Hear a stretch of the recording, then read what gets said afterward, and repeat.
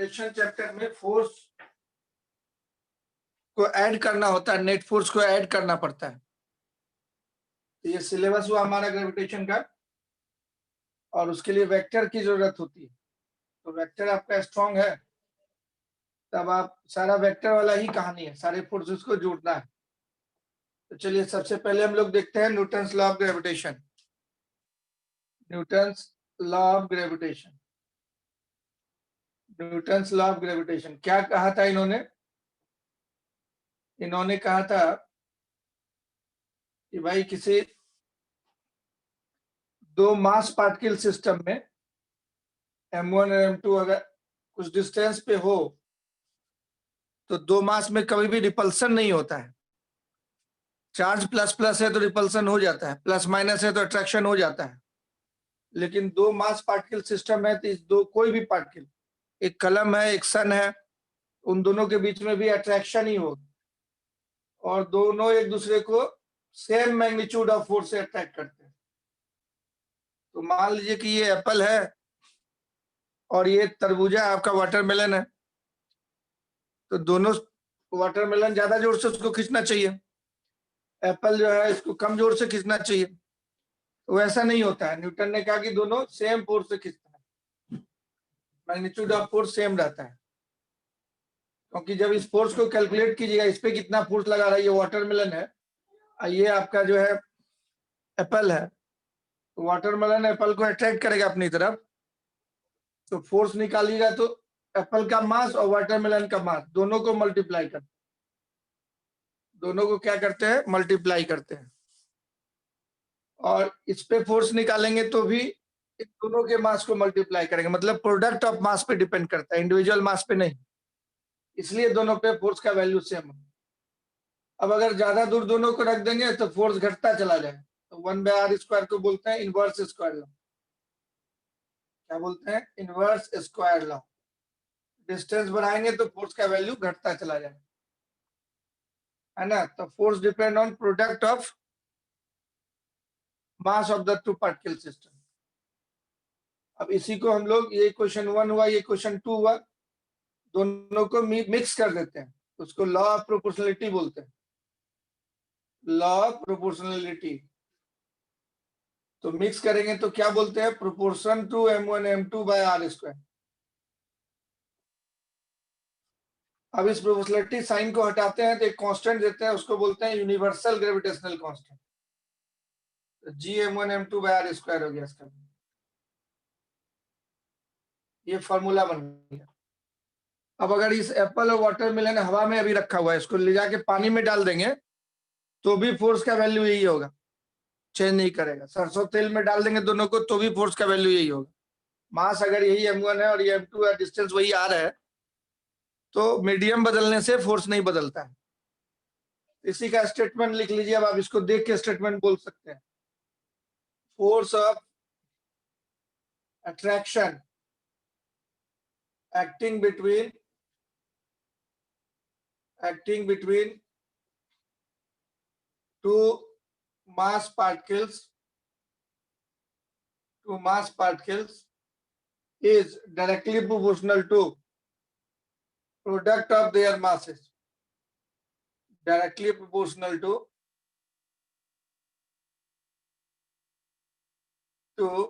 the product of, directly proportional to the product of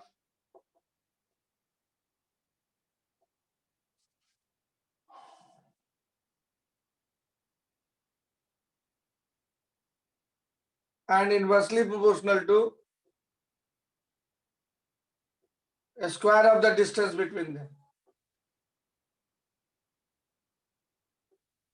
note कर लीजिए जल्दी जल्दी से।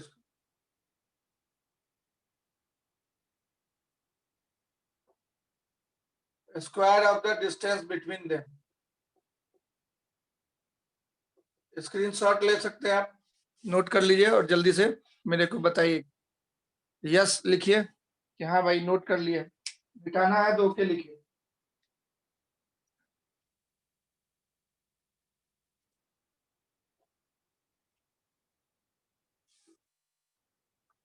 इस फोर्स के बारे में इंपॉर्टेंट बातें क्या क्या हुई? इस फोर्स के बारे में इंपॉर्टेंट बातें क्या क्या हुई, जरा देखिए इंपॉर्टेंट नोट्स। तो this force depends on product of mass, does not depend on individual mass. It depends on product mass. It depends on product of mass. और क्या था इसमें? इस दोनों फोर्स के लाइन को आप बढ़ाइएगा, ये पहला वाला मास का सेंटर और दूसरा वाले मास के सेंटर को मिलाने वाली लाइन ऐसे बनाएंगे, इसी लाइन की तरफ ये फोर्स होता है, इधर उठा हुआ नहीं रहेगा, इधर उठा हुआ नहीं रहेगा, इसी लाइन की तरफ होगा, इसलिए this force is central force. ये जो फोर्स है दोनों मास के सेंटर से जाता है, इसलिए इसको बोलते हैं this force is central force. This force is central force, central. तो इसका टॉर्क इस पॉइंट के अबाउट निकालेंगे तो जीरो हो जाएगा, इसका टॉर्क इस पॉइंट के अबाउट निकालेंगे तो जीरो हो जाएगा, force into perpendicular distance zero होगा। तो एंगुलर मोमेंटम कंजर्वेशन फॉलो करें। दूसरा, और हम लोग जानते हैं कि ग्रेविटेशनल फोर्स कंजर्वेटिव फोर्स होता है, मतलब एक पार्टिकल को यहां से उठा के उधर ले गए दूसरे पार्टिकल के सामने में, वैसे ले गए चाहे ऐसे ले गए, वर्डन सेम होगा अगर initial point final point same है तो gravitational force is A conservative force. Gravitational force is A conservative force, ये याद रखिए, is a conservative force and work done by this force is independent of path, and work done by this force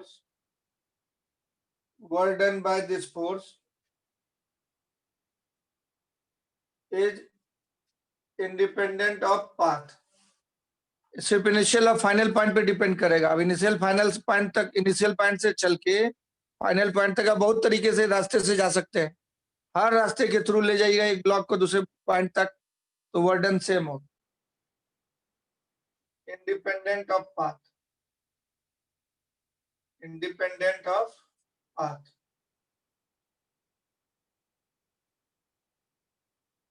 and depends on initial and final point of view। और हमने बोला इसको पानी में डाल देंगे, दूध में डाल देंगे, तेल में डाल देंगे, दोनों को मास वही रखना है, डिस्टेंस वही रखना है, तो फोर्स नहीं चेंज होगा।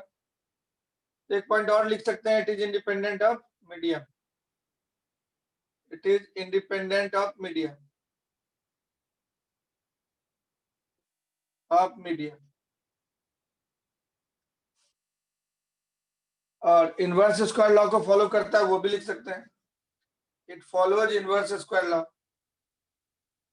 इनवर्स स्क्वायर लॉ मतलब डिस्टेंस के स्क्वायर के इनवर्सली प्रोपोर्शनल। ये सारे नोट आप लिख लीजिए, it follows inverse square law. जल्दी से इतने पॉइंट्स को नोट कर लीजिए, फटाफट आगे बढ़ेंगे हम।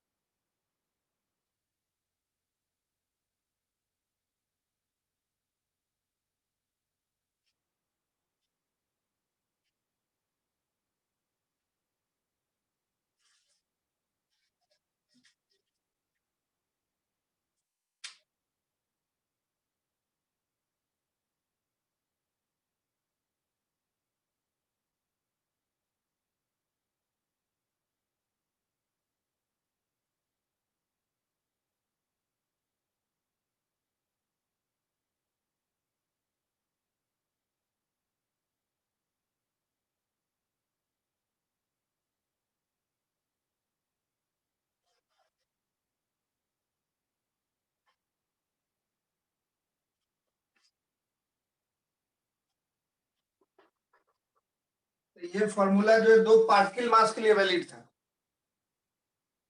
दो कण मान लेते हैं जिसको, उसके लिए और यहाँ जो जी लिखा हुआ है उसको बोलते हैं proportionality constant, universal gravitational constant. Cavendish ने निकाला था टॉर्सन बैलेंस एक्सपेरिमेंट करके। यूनिवर्सल ग्रेविटेशनल, इसका वैल्यू होता है 6.67 × 10⁻⁻11। यूनिट निकाल सकते हैं न्यूटन मीटर स्क्वायर पर केजी स्क्वायर। इसको उधर भेज दिया, फोर्स का न्यूटन, डिस्टेंस का मीटर होता है न्यूटन मीटर स्क्वायर, मास का केजी, न्यूटन मीटर स्क्वायर पर केजी स्क्वायर।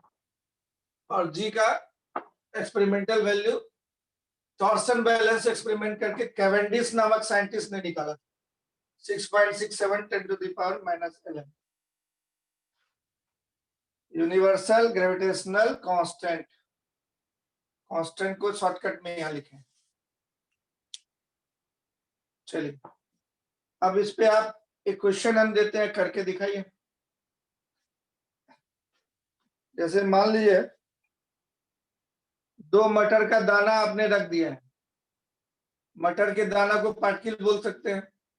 एक ग्राम का है, 1 ग्राम भी बहुत हो गया, 1 मिलीग्राम लिख लेते हैं, 1 मिलीग्राम का एक। और दूसरा दाना जो है मटर का 2 मिलीग्राम का है।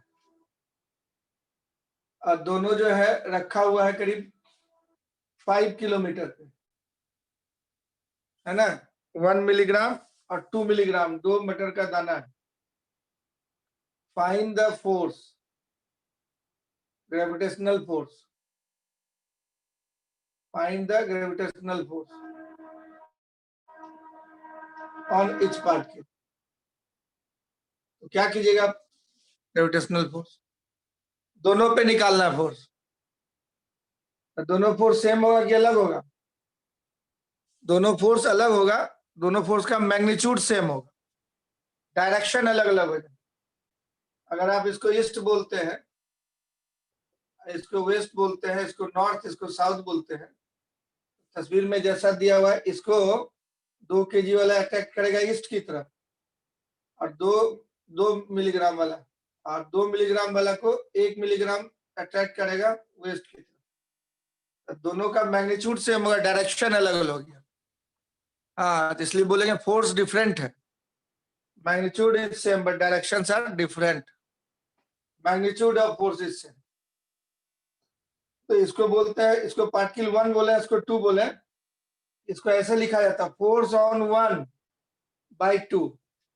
इसको पहले वाले को बोलते हैं ऑन, इसको बोलते हैं बाय, ऐसे लिखा जाता है। और इसको हम लोग लिखते हैं, इस वाले फोर्स को फोर्स ऑन 2/1, वेक्टर स्टाइल में लिखते हैं, तो ऐसे लिखा जाता है। इसको ऑन पढ़ते हैं और इसको बाय पढ़ते हैं। फोर्स ऑन 2/1, इसको बोलते हैं फोर्स ऑन 1/2। दोनों का, इस वेक्टर को अगर हम लोग लिखेंगे तो वो एफ हो गया, और ये एफ की तरफ है, इसकी तरफ है, एक्स एक्सिस, इसी को बोलते हैं हम लोग, तो आई कैप लिखेंगे। और इसको लिखेंगे, यूनिट वेक्टर है आई कैप, और इस फोर्स को लिखना होगा वेक्टर स्टाइल में, तो एफ लिखेंगे, वैल्यू एफ हुआ, और डायरेक्शन पीछे है तो माइनस आई कैप लिखेंगे। माइनस आई कैप मतलब माइनस एक्स एक्सिस की। तो वेक्टर देखिए दोनों अलग अलग हो गया, मैग्नीट्यूड दोनों का सेम है। चलिए मैग्नीट्यूड हम लोग निकालते हैं। तो मैग्नीट्यूड एक ही बार लिखेंगे, फॉर्मूला दोनों के लिए अलग अलग लिखने की जरूरत नहीं है। Gm1m2/r² फॉर्मूला होता था। तो G है 6.67 × 10⁻⁻11 SI यूनिट में। आप चाहे तो यूनिट लिख सकते हैं, न्यूटन मीटर स्क्वायर पर किलोग्राम स्क्वायर। ये हो गया G का वैल्यू विथ यूनिट। मास को मिलीग्राम को ग्राम में बदलना होगा। M1 हो गया आपका 1 मिलीग्राम, 10⁻³ कर देते तो ग्राम हो जाता है। फिर 1000 से डिवाइड कर दिया तो 10⁻6 kg हो जाए। उसी तरह से M2 हो जाए 2 मिलीग्राम, 10⁻³ 1000 से डिवाइड किया तो वो ग्राम हो गया। अब फिर 1000 से डिवाइड कर दिया तो केजी हो जाए। तो 1 × 10⁻6 kg मल्टीप्लाइड बाय 2 × 10⁻6 kg, और डिवाइडेड बाय डिस्टेंस 5 किलोमीटर है, उसको मीटर में बदलना होगा। 5 × 10⁻³ 1000 से डिवाइड मल्टीप्लाई कर दीजिएगा तो मीटर में आ जाएगा, उसका स्क्वायर करना है तो 5 × 10⁻³ का होल स्क्वायर, इस तरह से, है ना।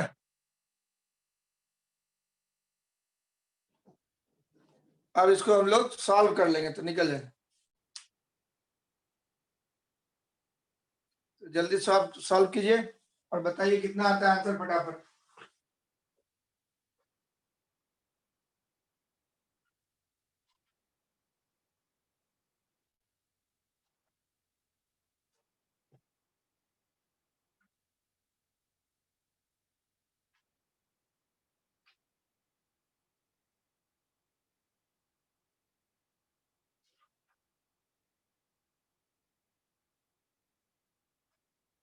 कितना आंसर आता है मल्टीप्लाई के लिए? ये -12 है, ये भी माइनस होगा, 6.67 10⁻11 जी का वैल्यू, और ये -6 -6 -12 और -11 -23 हो गया। अब इसको डिवाइड कर लिए, ये 1 × 2 2 हो गया, इंटू 6.67 एक जगह ले आइए, और ये 25 हो गया।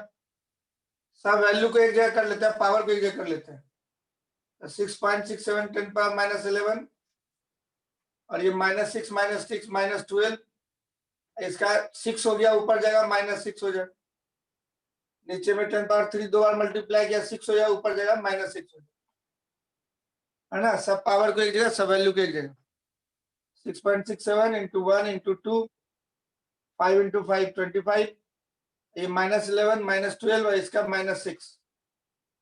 अब इसको मल्टीप्लाई डिवाइड कर लिए, कैलकुलेटर है, कैलकुलेटर से हम लोग कर लेते हैं। आप अपने से करके बता सकते हैं मुझे कितना आया। तो ये 6.67 मल्टीप्लाइड बाय 2 डिवाइडेड बाय 25, ये 0.533 आ गया इधर वाला, और इधर पावर हो गया 18, और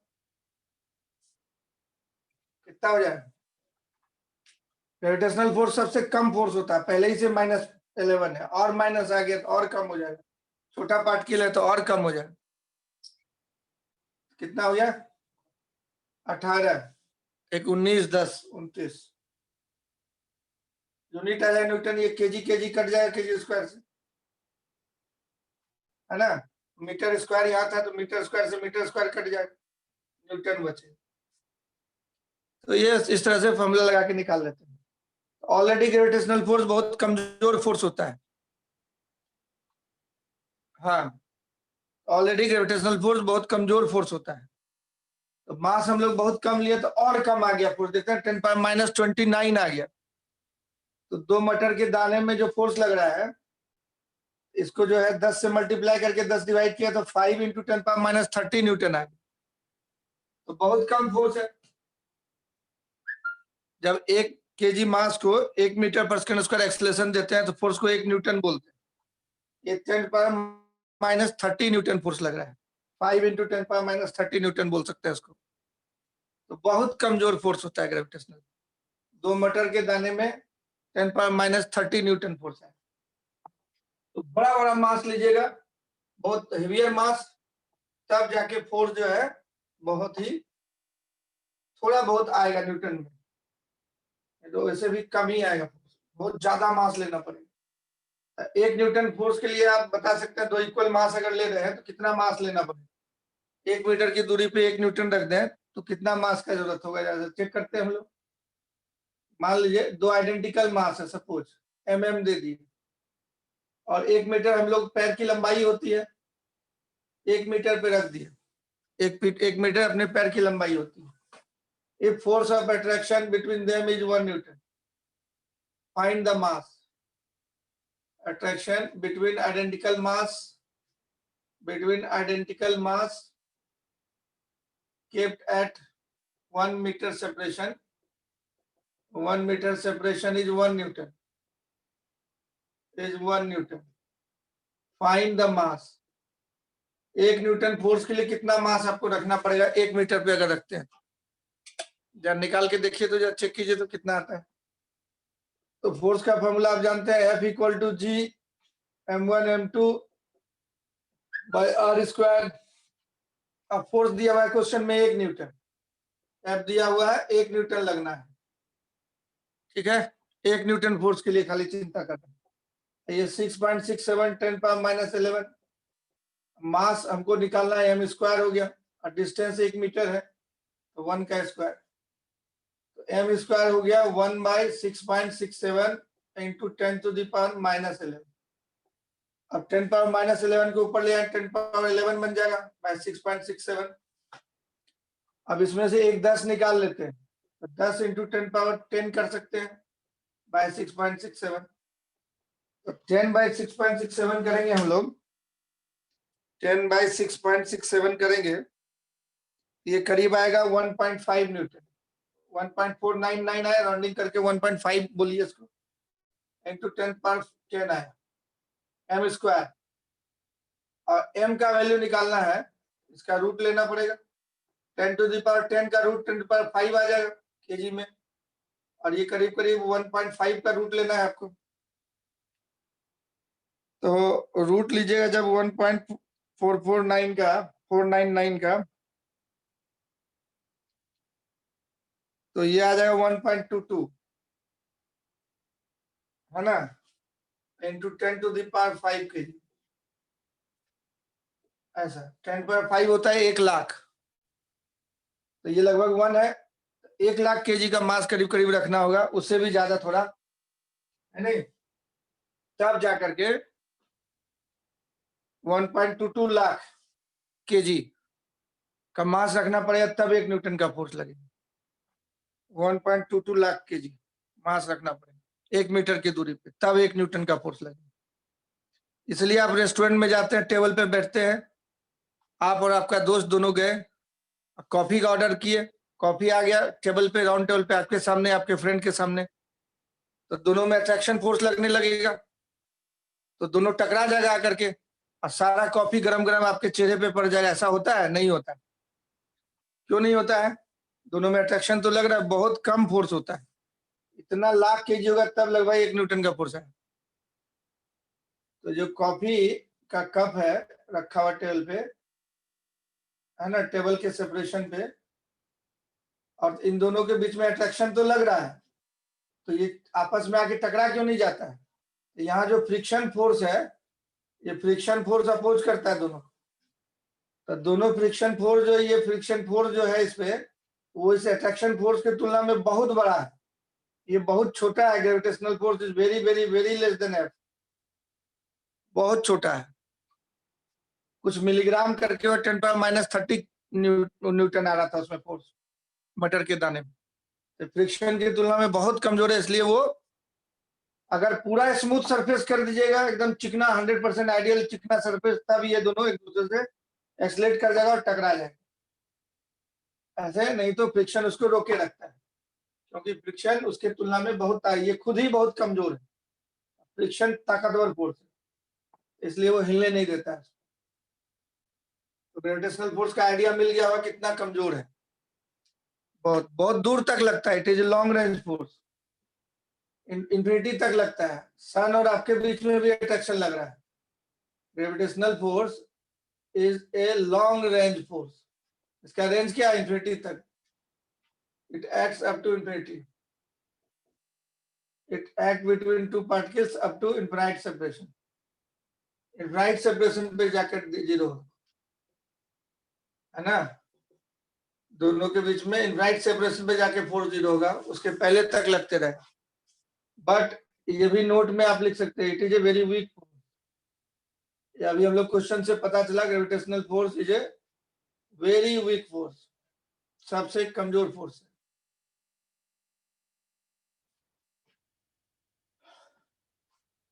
चलिए ये समझ गया। आगे देखिए क्वेश्चन, अब हम लोग चलते हैं। मान लीजिए कि 3 आइडेंटिकल मास है और उसको तीनों को इक्विलेटरल ट्रायंगल के कॉर्नर पे रख दिए। अब तब नेट फोर्स निकालना है। ये डिस्टेंस कितना है? r, ये भी डिस्टेंस कितना है? r, ये भी डिस्टेंस कितना है? r। तो किसी भी एक पे निकाल दिए, मैग्नीट्यूड तो सेम है, खाली डायरेक्शन अलग होगा। तो इसका मास कितना है m, इसका भी मास कितना है m, इसका भी मास कितना है m। तो find the force, net force, कौन सा? Gravitational, net gravitational force on any one of the 3 particles shown in figure। 3 particles shown in figure, तीनों आइडेंटिकल है। तो आपको मैग्नीट्यूड पूछेगा निकालने के लिए कितना होगा। तो सॉल्यूशन करते हैं हम लोग। अब देखिए, तो ये कहता है, ये सुपरपोजिशन प्रिंसिपल से हम लोग करेंगे। सुपरपोजिशन प्रिंसिपल क्या होता है कि जैसे मान लीजिए यहाँ पे अभिषेक बच्चन, पूरा फ्लैट है इसका बॉडी, अब इसे कोई पैक नहीं है इसमें, नो पैक। और ये ऐश्वर्या राय है, तो दोनों में ऐश्वर्या पे अट्रैक्शन हो रहा है, दोनों में अट्रैक्शन फोर्स लग रहा है, F1 फोर्स लगा रहा है, ये इसको अट्रैक्ट कर रहा है।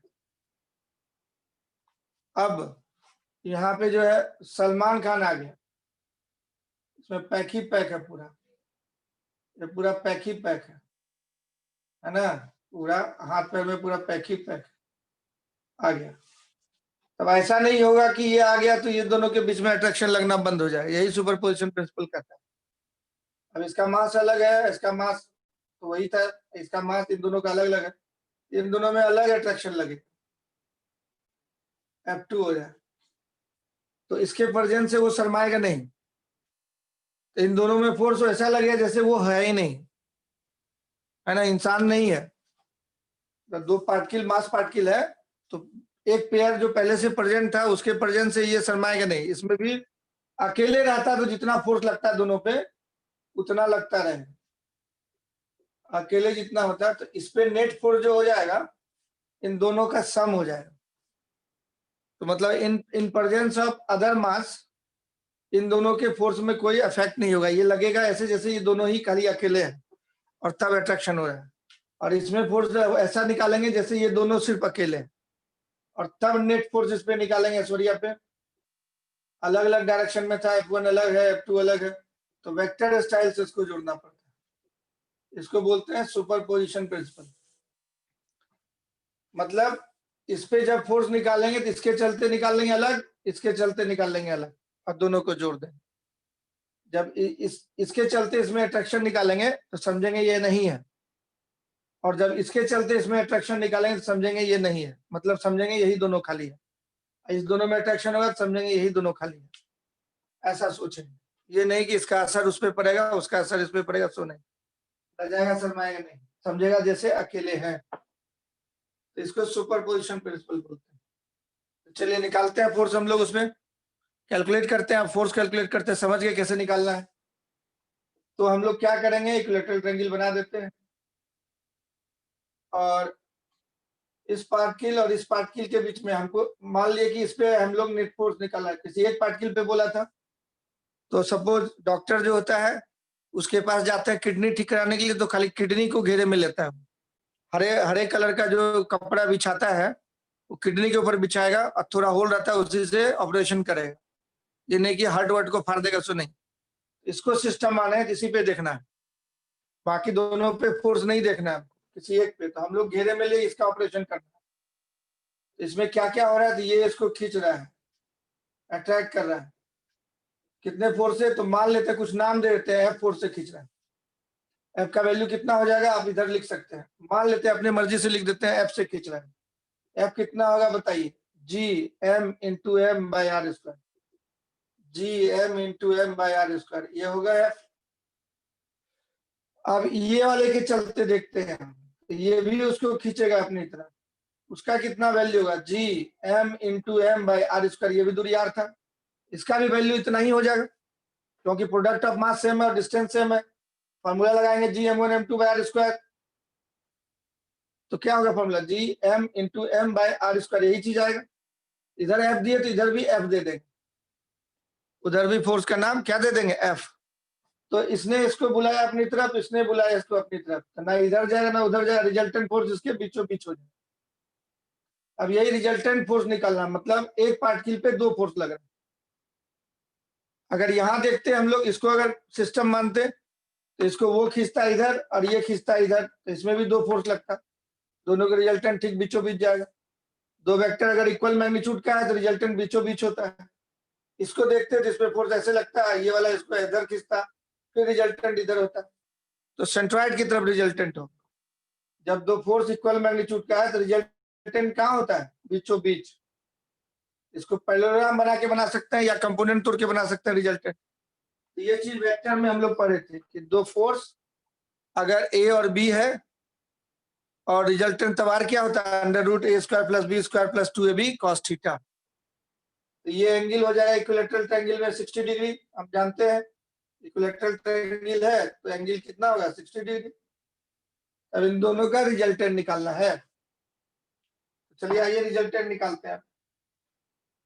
तो नेट फोर्स इसमें कितना लगेगा? अब दो तरीका रिजल्टेंट निकालने का, इसका अलग से फोटो बनाते हैं, मेथड 1। तो यहाँ पे और ये वाला दो फोर्स लग रहा था, दोनों एफ था और 60 डिग्री पे है। इसको पैरेललोग्राम बना लेते हैं, ऐसे ऐसे पैरेललोग्राम बना लेते हैं और रिजल्टेंट इधर की तरफ आ जाए, दोनों के ठीक बीचों बीच। यही कहलाएगा नेट फोर्स।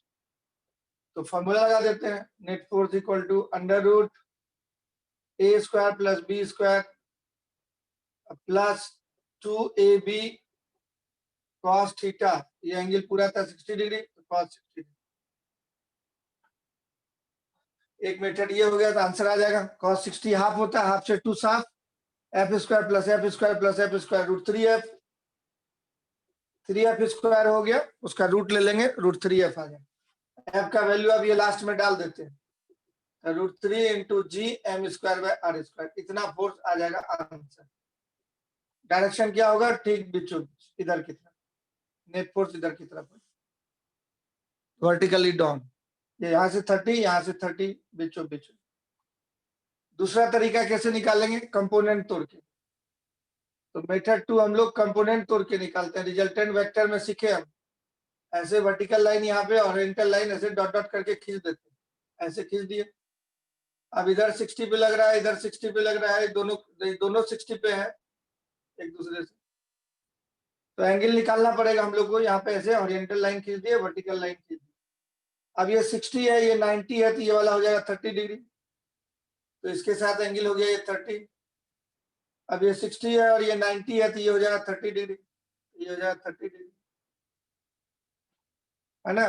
वर्टिकल लाइन खींच दिए, वर्टिकल से 30 पे होगा। ये कितना है? एफ। ये कितना है? एफ। अब इसका एक कंपोनेंट इधर तोड़ेंगे तो क्या होता है? जिधर एंगल बनाता है उधर कॉस बोलते हैं, उसके परपेंडिकुलर में साइन बोलते हैं। इस एफ का कंपोनेंट इधर हो जाएगा एफ कॉस 30 और इधर हो जाएगा एफ साइन 30। जिधर एंगल बना रहे हैं उधर कॉस लिखते हैं। अब ये नहीं रहा दुनिया में। अब इस एफ का कंपोनेंट निकालेंगे तो इधर होगा एफ कॉस 30 और इधर होगा एफ साइन 30, कंपोनेंट मेथड से। अब ये साइन 30 वाला एफ साइन 30 दोनों इक्वल अपोजिट है, कैंसिल हो जाता है। इस फोर्स को बोलते हैं कैंसिलिंग कंपोनेंट ऑफ फोर्स। क्या बोलते हैं? Cancelling component of force. दोनों एक साइड में जो हुआ है उसको बोलते हैं एडिंग कंपोनेंट ऑफ फोर्स। तो नेट फोर्स निकालने का मतलब एडिंग कंपोनेंट ऑफ फोर्स को जोड़ दीजिए, sum total of adding component of force. जो फोर्स ऐड हो रहा है एक साथ, उस कंपोनेंट को जोड़ देते हैं तो नेट फोर्स निकलता है। और ये दोनों कैंसिलिंग कंपोनेंट था, कैंसिल हो गया, इक्वल अपोजिट था, तो दोनों एक दूसरे को असर को खत्म कर देगा। नेट इधर की तरफ आएगा तो डायरेक्शन पता चले, इसमें डायरेक्शन भी पता चल जाता है, मैग्नीट्यूड भी, एडिंग कंपोनेंट ऑफ फोर्स। इसलिए ये मेथड ज्यादा फॉलो करता है स्टूडेंट, क्योंकि इसमें डायरेक्शन भी पता चल गया। 2f cos 30, अब cos 30 रूट 3/2 होता है, तो 2 कट जाएगा, रूट 3f आंसर है। f का वैल्यू लास्ट में लाके डाल देते हैं, root 3 G M square by R square. और डायरेक्शन आंख से देख लीजिए, वर्टिकली डाउन होगा, इतना न्यूटन आंसर हो जाए। समझ में आया तो यस बोलो, नहीं समझ में आया तो नो बोलो।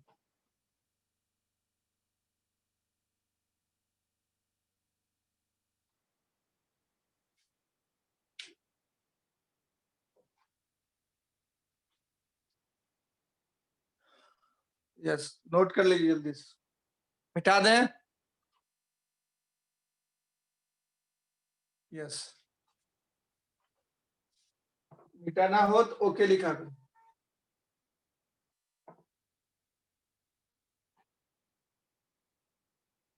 इसी तरह से 3 पार्टिकल दे देगा और किसी एक पे फोर्स निकालने के लिए बोलेगा तो वो भी आप निकाल सकते हैं। 3 पार्टिकल दे देगा और फोर्स बोलेगा तो आप निकाल सकते हैं, है ना। तो मान लीजिए जैसे 3 पार्टिकल दे दी, एक स्क्वायर के चारों कॉर्नर पे रख दिए हैं 4 मास, तो 3 तरह का फोर्स लगेगा था उसमें। ये मास भी सब mm दे दिए, आइडेंटिकल है, मान लीजिए सब mkg का mkg का mkg का mkg, और स्क्वायर है, इसका साइड a है। एक एंगल, कोई भी एंगल 90 डिग्री होता है, चारों कॉर्नर पे 90 डिग्री होगा, स्क्वायर है।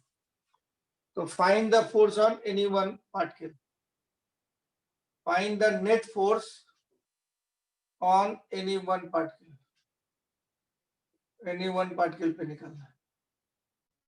तो कैसे निकालेंगे हम लोग, तो तीनों के चलते अब तीनों अट्रैक्ट करेगा। तो डायग्राम बनाते हैं दोबारा। अब ये वाला मास इस मास को अट्रैक्ट करेगा ऐसे, तो इसका नाम कुछ दे देते हैं, एफ दे दिए नाम। कितना होगा एफ का वैल्यू, तो G M into M by A square, A दूरी था, इस पे हम लोग फोर्स देख रहे हैं। इसको बनाया सिस्टम और सब मिलके इसको कितने से अट्रैक्ट करेगा देखेंगे, M into M by A square. तो ये भी मास उतना ही दूरी पे है, ये जितने दूरी पे है ये भी उतना ही दूरी पे, ये वाला ये दूरी पे, तो ये भी उतना ही फोर्स अट्रैक्ट करेगा, जितने से वो अट्रैक्ट कर रहा था उतने से ये भी अट्रैक्ट करेगा, इसलिए यहां भी एफ लिख देंगे। क्या होगा value, G M M by A square.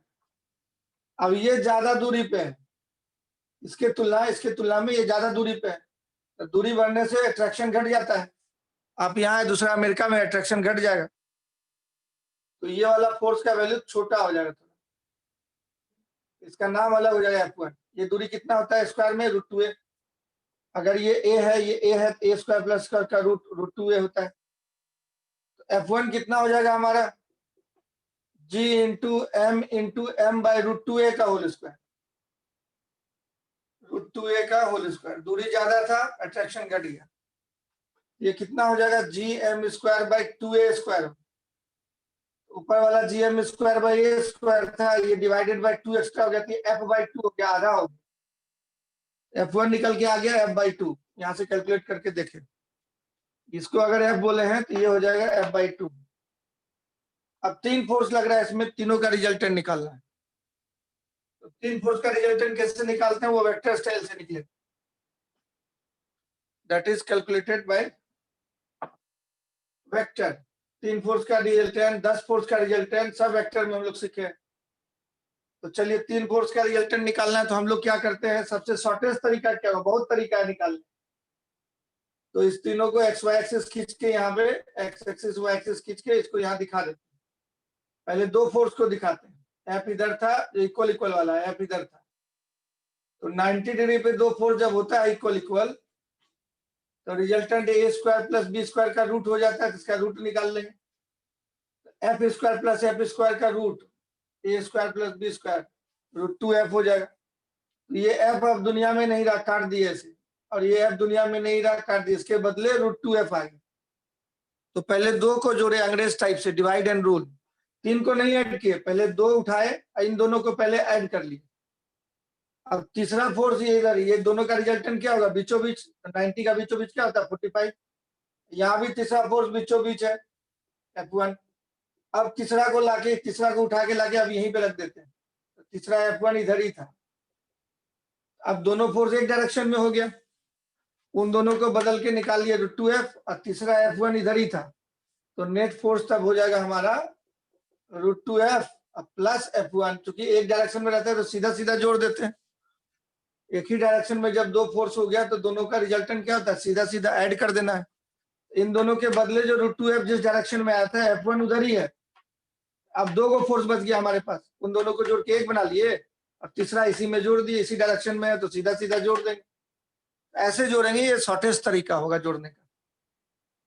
तो F1 का वैल्यू कितना था हमारा F/2, ये F1 कितना निकाले थे F/2, तो F1 का वैल्यू पुट कर देते हैं, √2f plus F/2, F common ले लेते हैं तो 1/2 F। अब लास्ट में F का वैल्यू यहाँ पे लाके रख देते हैं, तो ये आंसर हो गया √2 प्लस 1/2 और F का वैल्यू लाके रख दिए Gm²/a²। डायरेक्शन आंख से दिख रहा है ठीक बीचों बीच।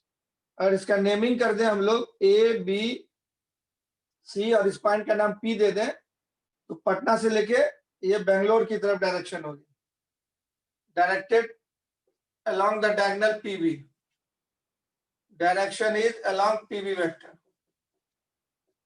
ये PB वेक्टर की तरफ डायरेक्शन होगा, डायगोनल की तरफ हो जाए नेट फोर्स। तो तीनों मिल करके इधर की तरफ खींच लेगा, इसने उधर खींचा, इसने इधर खींचा, बात उधर न गया, इधर नहीं गया, ये इधर जाए। अगर छोड़ देंगे, फ्री कर देंगे तो इधर की तरफ जाए, तो नेट फोर्स हो गया PB की तरफ। समझ में आया तो यस लिखिए, नहीं समझ में आया तो नो लिखिए। तो 2 फोर्स लग रहा था पहले सवाल में इक्विलैटरल ट्रायंगल में, तो रिजल्टेंट निकाले। 3 फोर्स लग रहा है, रिजल्टेंट निकाले। इसी तरह से 4 फोर्स लग सकता है, 5 फोर्स लग सकता है।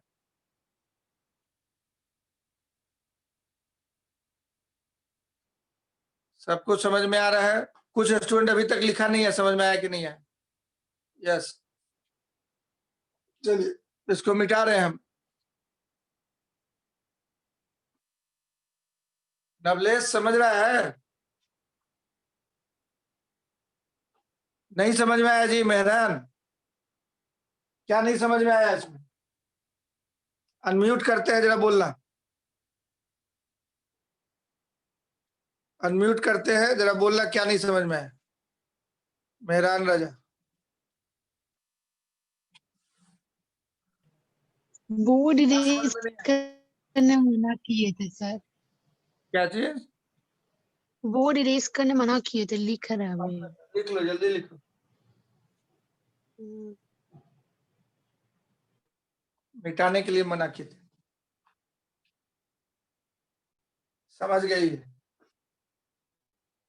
उसी तरह से अब 5-6 फोर्स भी लग सकता है, बहुत सारा पार्टिकल डाल देंगे तो सबको जोड़ना पड़ेगा।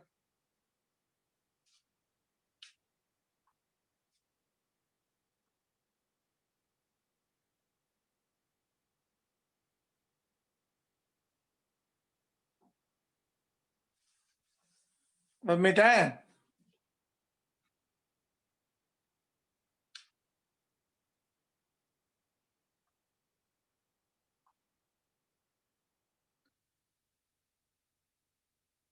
मुस्तफी जोसेफिना बोल रही है हाँ मिटा दीजिए, बाकी लोग कोई नहीं बोल रहा है मिटाने के लिए। अभिषेक गुप्ता भी बोल रहा है मिटा दीजिए। हो गया, ठीक, तो मिटा देते। अब नेक्स्ट क्वेश्चन मान लीजिए हेक्सागन के कॉर्नर पे दे दें, तब पूछेगा नेट फोर्स निकालिए तब। तो ट्रायंगल में था तीनों पॉइंट पे तो 2 बार फोर्स लगा, स्क्वायर में था तो 3 फोर्स लगा। अपने ऊपर फोर्स नहीं लगाता है, खुद को लपड़ तपड़ नहीं करता है ना? तो फोर्स कौन लगा रहा था? बाकी पड़ोसी खींच रहा था उसको, खुद अपने ऊपर फोर्स नहीं लगाता, चिराग तले अंधेरा। तो मान लीजिए इस बार हेक्सागन के कॉर्नर पे दे देते हैं, हेक्सागन में 6 होता है कॉर्नर, और इस पे दे देते हैं, और तब कितना फोर्स लगेगा आपको निकालना है। तो यहाँ पे रख दिए एक मास m मटर का दाना, यहाँ भी एक मटर का दाना, यहाँ भी एक मटर का दाना, सब आइडेंटिकल। यहाँ भी एक मटर का दाना, यहाँ भी एक मटर का दाना, यहाँ भी मटर का दाना, और सारा साइड रेगुलर हेक्सागन है तो सेम होगा। तो किसी एक पे नेट ग्रेविटेशनल फोर्स पूछ रहा है, find the net force, find the net force on any one particle due to the others, due to the others। तो जरा निकालिए, तो कैसे निकालिएगा, जल्दी ट्राई कीजिए, आप बनाइए फटाफट अपने से। नेट फोर्स निकालिए जल्दी से, कितना है।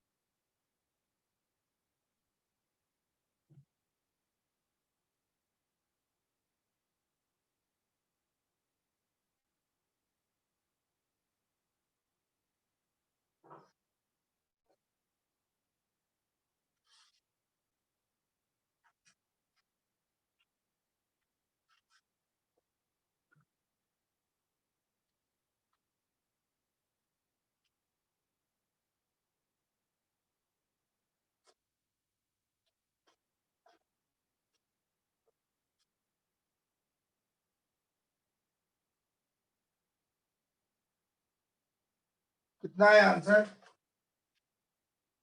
तो एक एक करके देखते हैं। तो भाई हेक्सागन में आप पहले देख लीजिए सारे साइड का लेंथ कितना होता है।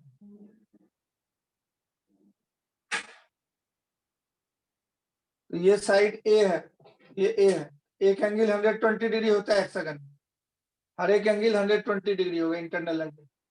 2n - 4 × 90 degree divided by n, ये होता है formula 1 internal angle of regular polygon, 1 internal angle of a regular polygon of n side.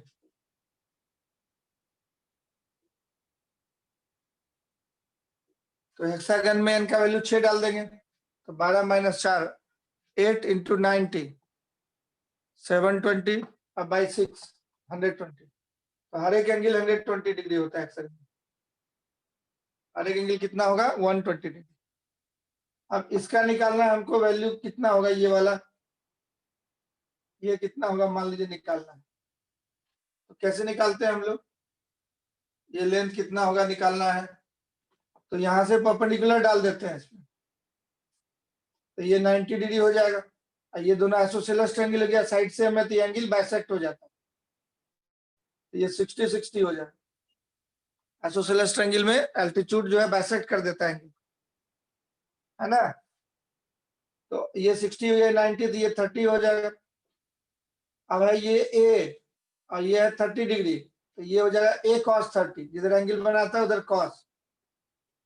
उसी तरह से ये a, इधर है 30, तो ये भी हो जाएगा a cos 30। अब दोनों जोड़ देंगे तो पूरा लेंथ मिल जाएगा, तो इस दोनों को मिलाएंगे तो ये लेंथ x बोले, अगर x हो जाएगा हमारा 2a cos 30। cos 30 होता है √3/2, 2 कट जाएगा, √3 आएगा लेंथ। एक पार्टिकल और दूसरा को छोड़ दीजिए, तीसरा पार्टिकल, इसको मिला देंगे तो ये लेंथ हो जाएगा √3 है। चलिए पता चल गया √3 होता है। तो ये दूरी कितना होगा, दोनों ये अपोजिट है, डायगोनल बोलते हैं, ठीक, डायगोनल बीचों बीच काट देगा आधे दिन। तो ये 30 था, ये 90 हो जाएगा, है ना, वो क्या हो जाएगा 90। तो ये वाला साइड √3 आपको पता चल गया है, और ये ए है, ये पूरा क्या पता चल गया √3 अभी देखे थे आप, अब मिटा देते हैं, वो देख चुके हैं आप।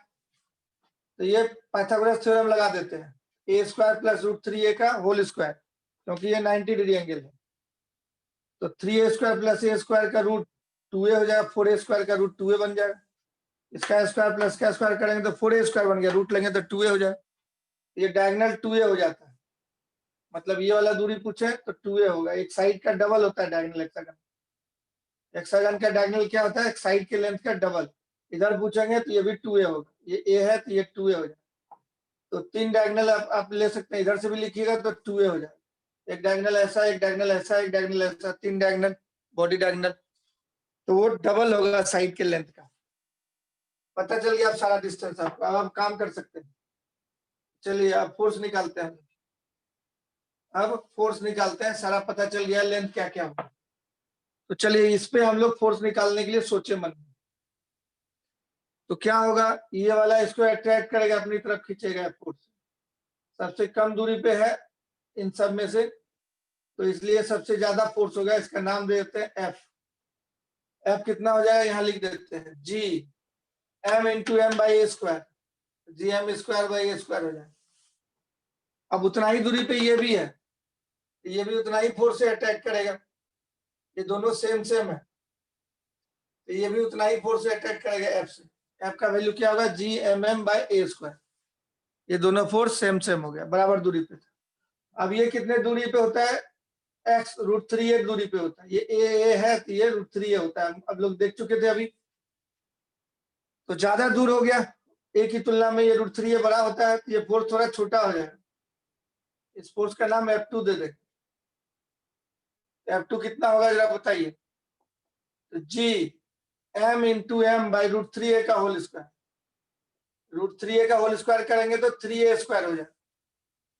जी m1 m2 by R square होता है, ये आर हो गया यहाँ पे √3 है, उसका स्क्वायर करेंगे तो 3a स्क्वायर, मतलब f/3 हो जाए, उससे तुलना करें तो f/3 हो गया, वो f है तो ये f/3 हो जाए।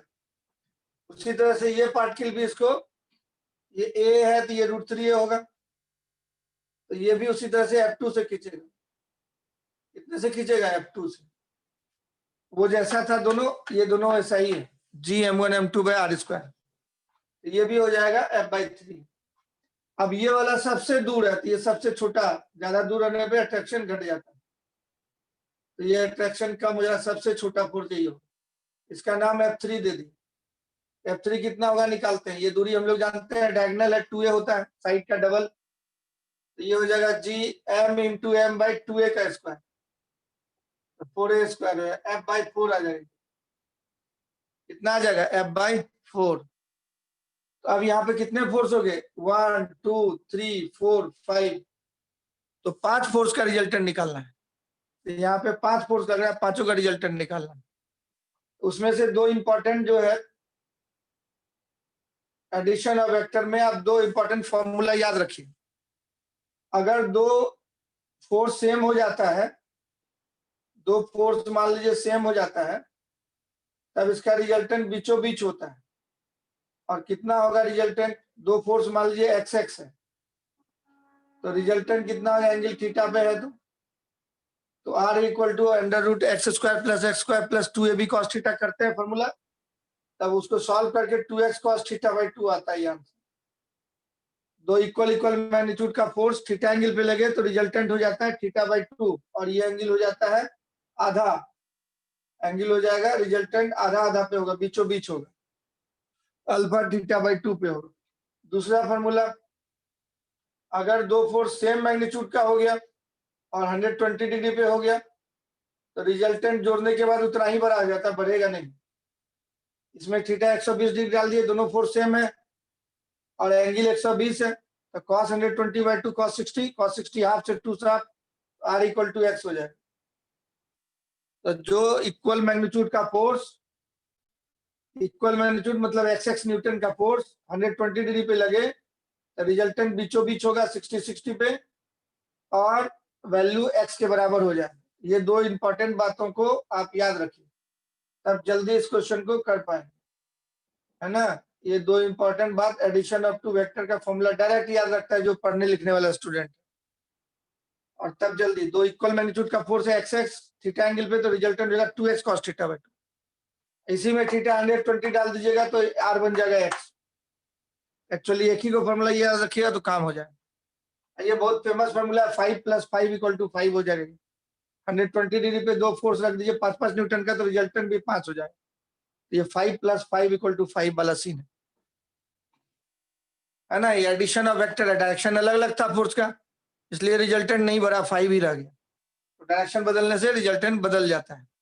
जनरल लाइफ में अलजेब्रा को जोड़ते हैं 5 + 5 10 बोलते हैं, लेकिन ये 5 न्यूटन का फोर्स 120 डिग्री पे ऐड करेंगे, रिजल्टेंट हमारा 5 ही आएगा, 10 नहीं होगा।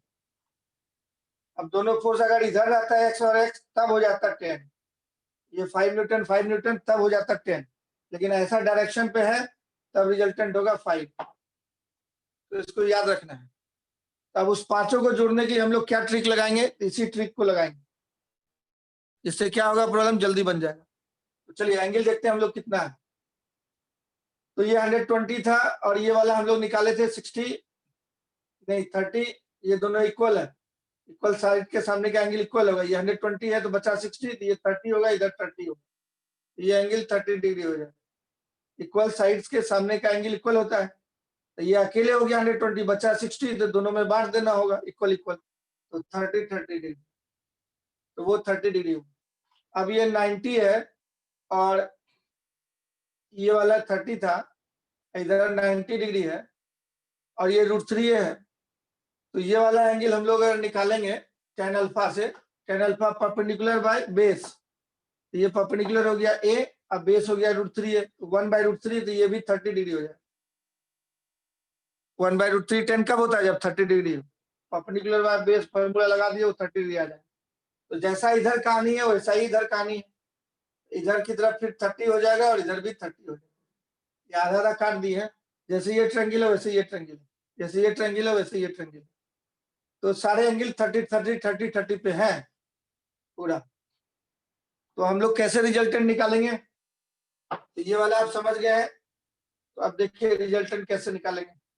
तो पहले दो को उठाते हैं, एफ और एफ को जोड़ना कितना, 5 उठाएंगे, किसको, दो को, ये एफ है और इधर एफ है, दोनों कितने पे है, 120 पे है, 30 + 30 + 30 + 30, टोटल कितना है 120।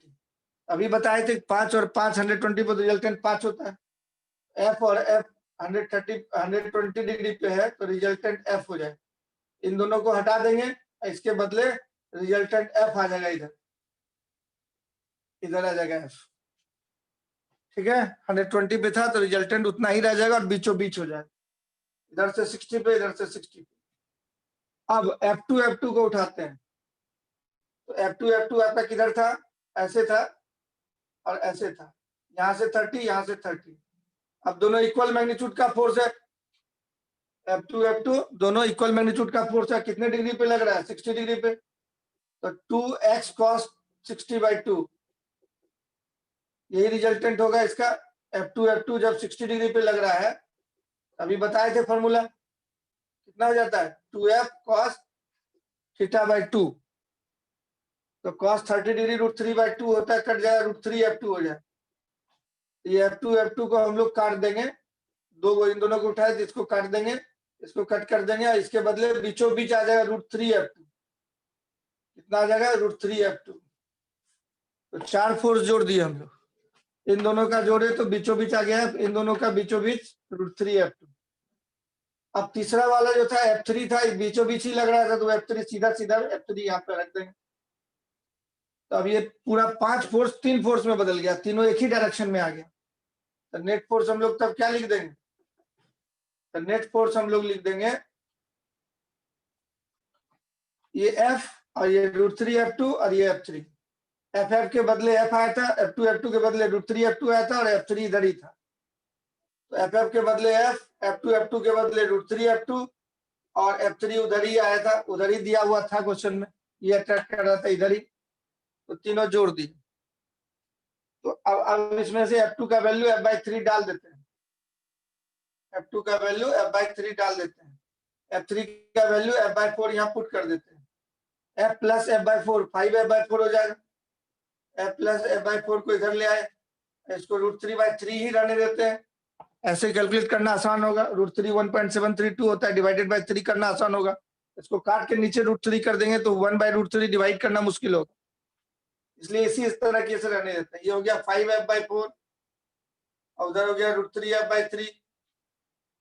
अब कॉमन सॉमन लेके यहाँ पे फाइनल आंसर लिख देते हैं, F कॉमन हो जाए तो बचेगा 5/4 + √3/3 इंटू F। F का वैल्यू कितना था, इतना था, अब लास्ट में रख देते हैं। अब इसको आप सॉल्व कर सकते हैं, 1.25 हो जाएगी, 1.732/3, ये सब आप जोड़ सकते हैं, तो आपके लिए छोड़ दिए, हम ऐसा ही रहने देते हैं, जब चाहे आप इसको सॉल्व कर सकते हैं। F का वैल्यू ये हो गया Gm²/a², डायरेक्शन किधर हो गया, ठीक बीचों बीच आ गया। इसका नाम अगर A दे दें, इसका नाम B, इसका नाम C, इसका नाम D, इसका नाम ई, और एफ तो फोर्स को बोलते हैं इसलिए इसका नाम पी दिया। तो पीसी वेक्टर की तरफ directed direction is along PC vector. PC vector photo में पी यहाँ है, सी यहाँ है, इधर की तरफ डायरेक्शन हो जाए, बॉडी डायगोनल की तरफ। समझ में आया तो यस लिखिए, नहीं समझ में आया तो नो लिखिए। समझ में आया तो यस लिखिए, नहीं समझ में आया तो नो लिखिए।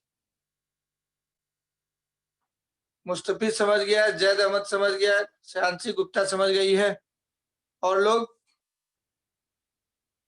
क्रिस्टीना भी समझ गई है, मेहरान भी समझ गई। नोट कर लीजिए सब। नितिज्ञा, निमेश, आनंददीप सब समझ गया, उर्विजा भी समझ गई। नोट कर लीजिए, नोट करके लिखिए मिटाने के लिए। ओके,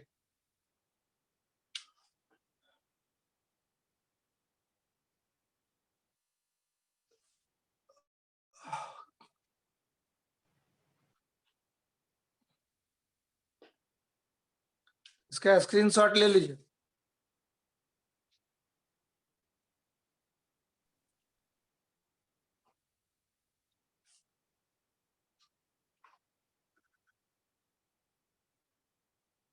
इस तरह से बहुत सारा फोर्स दिया रहेगा तो आप कैलकुलेट कर सकते हैं।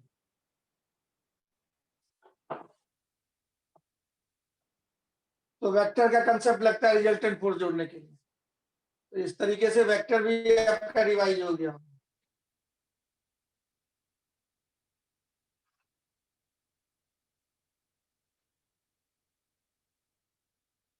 अब एक क्वेश्चन दिया हुआ है जो हर साल हम बताते हैं, और एक बार बताए थे तो जेईई मेन में भी पूछ दिया था। और ये एससी वर्मा का क्वेश्चन है, क्वेश्चन नंबर, ये बुक है, क्वेश्चन नंबर 5 है, question number 5। 4 particles, question number 5, 4 particles of equal masses capital M, equal masses capital M, 4 मटर का दाना है, इक्वल मास है M, move along a circle of radius R, move along a circle of radius R। अब circular motion से इसको connect कर रहा है, radius R, under the action of their mutual, under the action of their mutual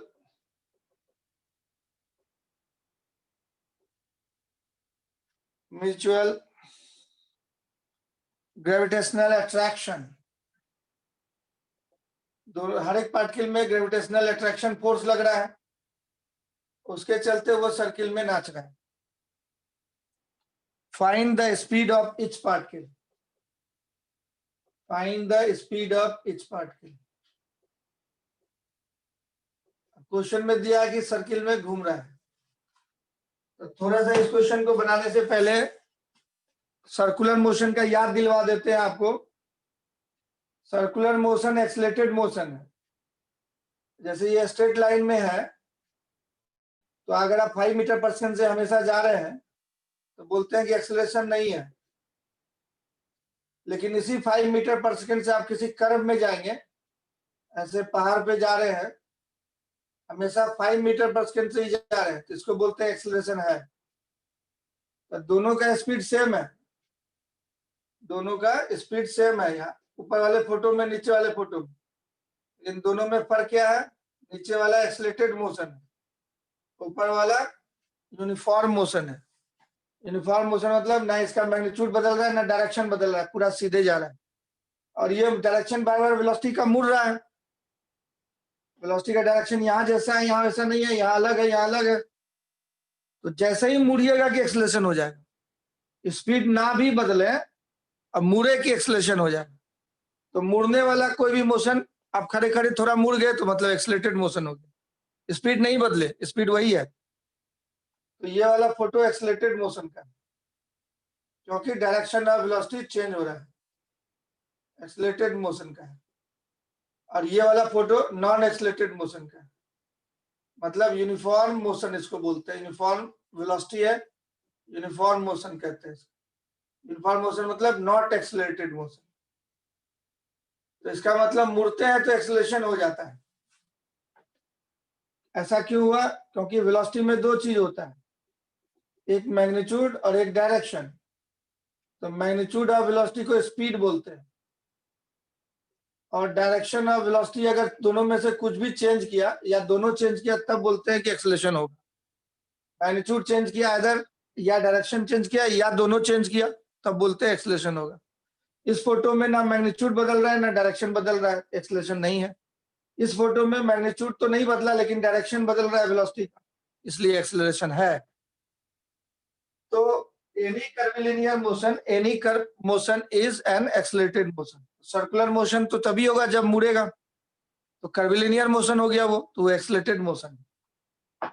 ये बात आप समझ में आई कि circular motion accelerated motion.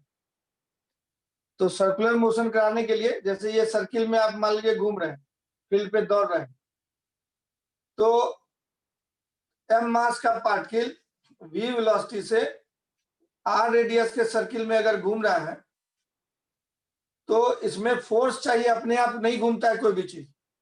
Direction बदलने के लिए भी फोर्स चाहिए, इसमें फोर्स चाहिए वेलोसिटी के परपेंडिकुलर। वेलोसिटी टेंजेंट की तरफ है, अंदर की तरफ कोई ना कोई फोर्स चाहिए, तब जाके ये मुड़ पाएगा। रस्सी में पत्थर बांध के घुमाते हैं तो रस्सी टाइट रहता है, टेंशन देता है सेंट्रीपिटल फोर्स। तो सर्कुलर मोशन कराने के लिए कितना फोर्स चाहिए? सेंट्रीपिटल फोर्स चाहिए। इसी को सेंट्रीपिटल फोर्स बोलते हैं, जो सेंटर की तरफ लगना चाहिए। तो सेंट्रीपिटल फोर्स चाहिए कितना? तो कितना मास है पार्टिकल का जो सर्किल में घूम रहा है? m मास का। कितना वेलोसिटी स्पीड से घूम रहा है? v से। इस पॉइंट पे रेडियस कितना है सर्किल का? r। तो इतना सेंट्रीपिटल फोर्स चाहिए, तभी सर्कुलर मोशन होगा, नहीं तो सर्कुलर मोशन नहीं होगा।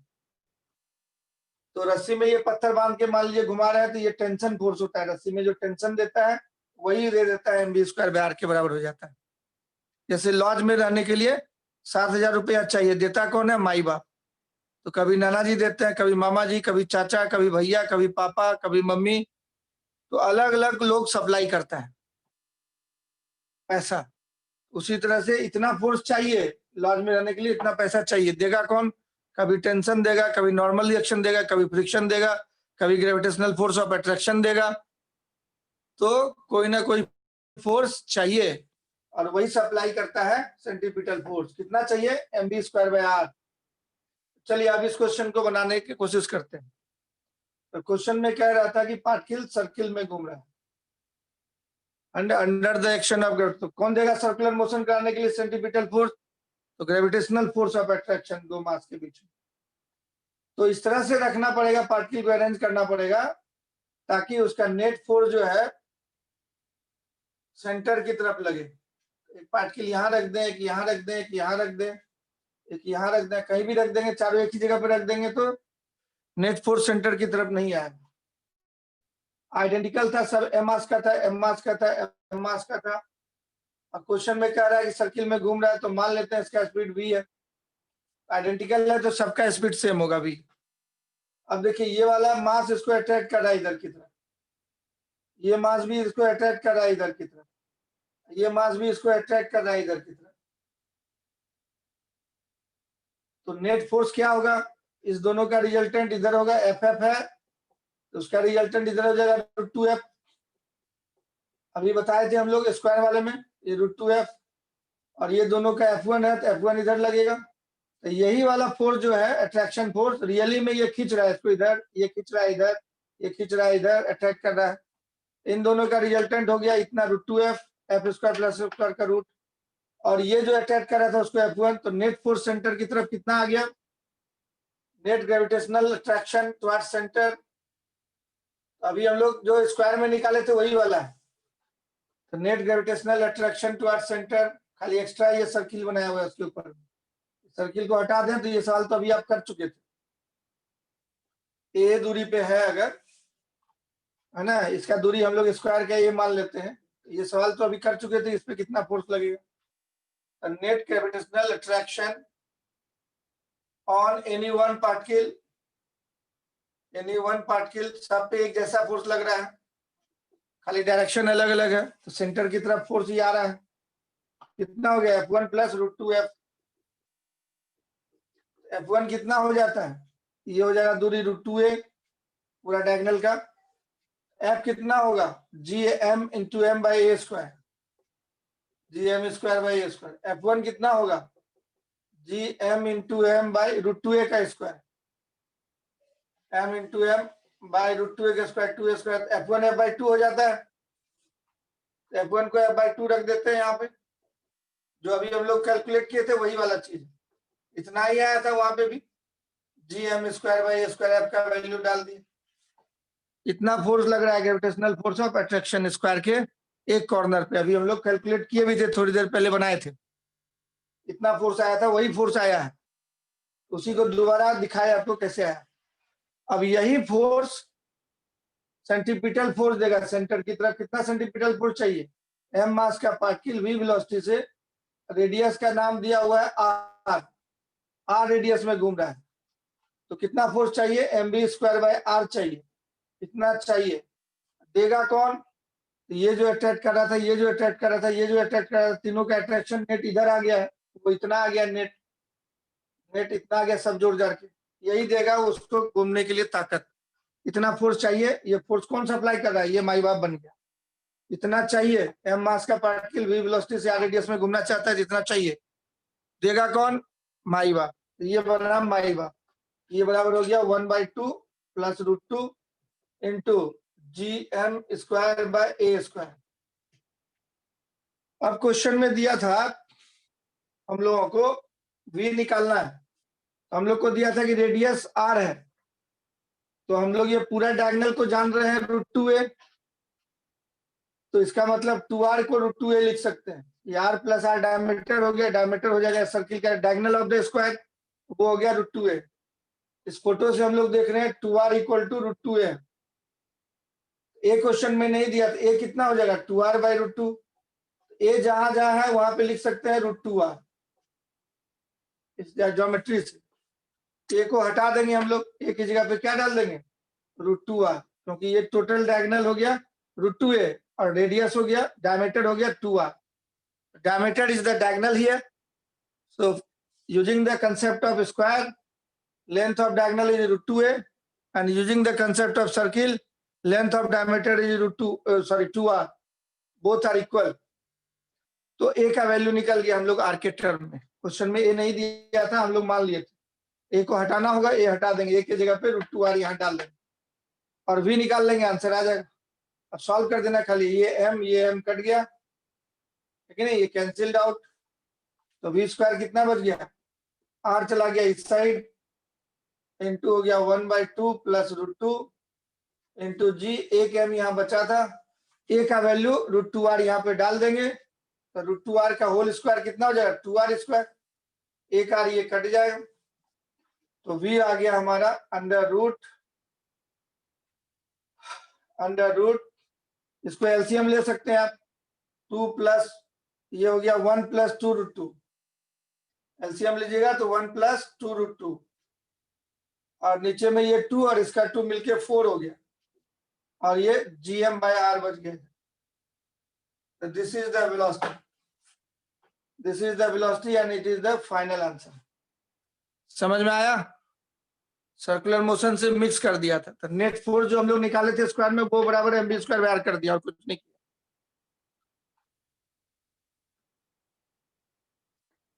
नेट फोर्स जो स्क्वायर में निकाले थे वो बराबर mv स्क्वायर बाय r कर दिया बस। नेट फोर्स ये ऑलरेडी हम लोग निकाल चुके थे, पहले क्वेश्चन में है, ये स्क्वायर है, नेट फोर्स निकाल चुके थे, उसी को दोबारा दिखाया है, और वही बराबर mv स्क्वायर बाय r हो गया। उर्विजा पराशर समझ में आया कि नहीं आया, चुप हो जाती है अभी। श्रेयांशी गुप्ता को समझ में आ गया,